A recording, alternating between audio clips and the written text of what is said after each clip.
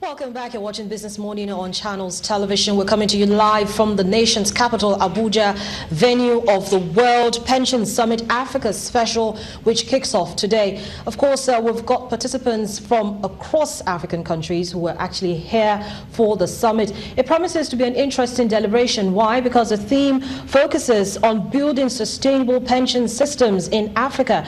It will be providing an opportunity for pension stakeholders to, among other things, build relationships and, of course, gain insights into global developments in pension administration. Let's talk to the former chairman, Pension Operators of Association of Nigeria, Mr. Yola, who joins me now to talk more about expectations from this year's summit and, of course, look at some of the issues that bedevil the pensions administration system. Good morning to you, Mr. Yola. Thank you for having me. Thank you for coming on the program. Thank you. Now, interesting times for pension administration in Nigeria, particularly since we have a number of people who are still largely not in the pensions cadre. But let's first of all talk about this summit. What are your expectations from it? Well, this summit is follow-up on the previous summit exactly a year ago. The whole idea is to get an insight into developments in pension from other parts of the world, especially in Africa, and to exchange ideas, as it were, and learn from our colleagues that have come so that we can make our own system much better. In terms of making the system much better, of course, we're talking about regulations and the regulated. What are your thoughts on it? Because there's been ongoing debates that somehow operators are not as regulated or over-regulated, whichever way you look at it. What are your thoughts on that? I believe that pension should be well regulated. It can only be under-regulated. I do not think it can be over-regulated. For us in Nigeria, it's pretty well regulated, and we are more or less happy with the regulation. And I can say that before any regulation or guideline is usually committed, we get a draft from the National Pension Commission, and we make our inputs with other stakeholders, and at the end of the day, we usually arrive at something that is good for the system.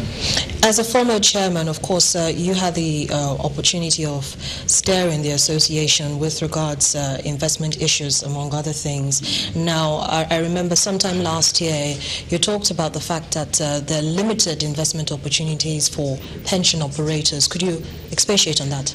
Yes, I mean, the challenge really is not the number of outlets. From the investment regulation passed in 2012, really, there's a number of asset classes that we could invest in, from fixed income to variable income asset classes. The challenge is in the intermediaries, those who intermediate and issue securities, to create the right instruments that are safe for us to invest in. For example, the issue of infrastructure funds and infrastructure bond has always been there in the investment guidelines and private equity and what have you.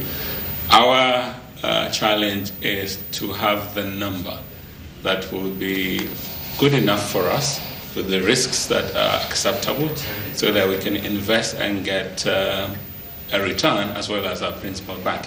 I think it's probably early days, and I'm sure that with time, we'll have those instruments developed that are safe enough for us to put pension funds into. Okay, so now looking at the summit, of course, we've got a variety of speakers from Africa and, of course, outside of Nigeria, Africa as well speaking. But why do you think this summit is so important at this time? It's important because really we need to keep the issue of pension, as it were, in the front burner. It's become a very important issue. For us in Nigeria, it's probably, it's been organized for just about 10 years or 11 years now. And we need to keep it in the minds of people how important it is for all stakeholders, the governments, the employers, and what have you. And it's important also that we get ideas as to how to overcome our two main challenges, which is how do we get a lot more people into the scheme, At the moment, we have about 6.5 million enrollees. But I mean, this is a country of 170, 160 million people. So the whole idea is we want to learn from others. How have they been able to get, in particular, the informal sector through micro pensions? The second point is about learning how we can safely channel pension funds. At the moment, we have about 25 billion US dollars. How do we channel those funds meaningfully and safely into economic development? And I think this provides us a forum to really get ideas from others that have done it for a lot longer time than we have. Let's talk a little bit more about those individuals, the millions of Nigerians that are not part of the pension plan. Why do you think that is such a challenge?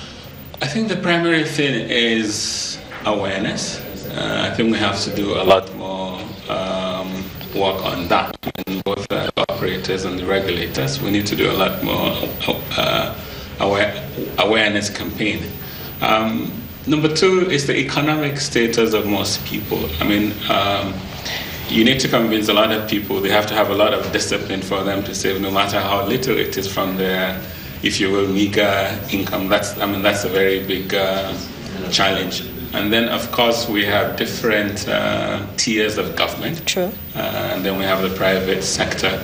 The states, for example, are independent, as it were, in promulgating their own laws on pensions. So we have to persuade them, as it were, together with PENCOM, to also join the scheme. So we need to do a lot more campaign to show stakeholders the benefit of this scheme.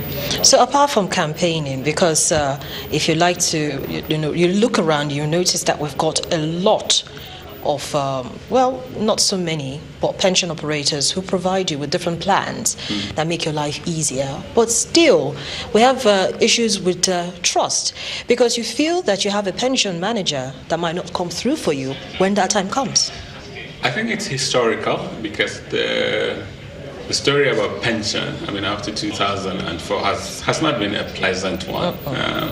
So it's been a challenge taking that out of the psyche of the population, to inform them and highlight the fact that the contributory pension scheme is a lot different from the old defined benefit scheme. The challenge of the old scheme has always been timely funding, and then the individualization of the pension. Now, funding is on a regular basis. So if an individual has the retirement savings account, and on a monthly basis it is funded, obviously it will be there at the end of his career. And the structure of the contributory scheme is very, very safe. You have the regulator, PENCOM. We have the custodians that actually keep custody of the assets. And we, the pension fund administrators, are just managers. So there is a safe structure between all the three of us, which makes it totally different and safe from the old defined benefit scheme. For example, if for any reason a pension fund administrator was to go under, I mean, I don't foresee that, but truly it's totally separate from the funds. The funds are with the custodian, so nothing would happen to the funds. All that will happen is that the regulator would move it to another operator. So that is the challenge about really convincing people that it's a different scheme. So pension fund administrators are ready to carry up the challenge, especially when we have global issues that affected us domestically. And then we have some people being right-sized and out of work. And so they can't access their funds until they get to pensionable age. No, they can. I mean, according to the regulations, if any individual loses his or her job and hasn't got a job for 4 months, he or she is entitled to draw up to 25% of the balance of their retirement savings account. But of course, you can only do that once. That provision is there from the 2014 Act. So it's the conference has started, the summit has started right about now, and then we've got a lot of high players and high stakeholders in the audience. Let me just quickly get your thoughts on what you hope the outcome of this year's summit will be.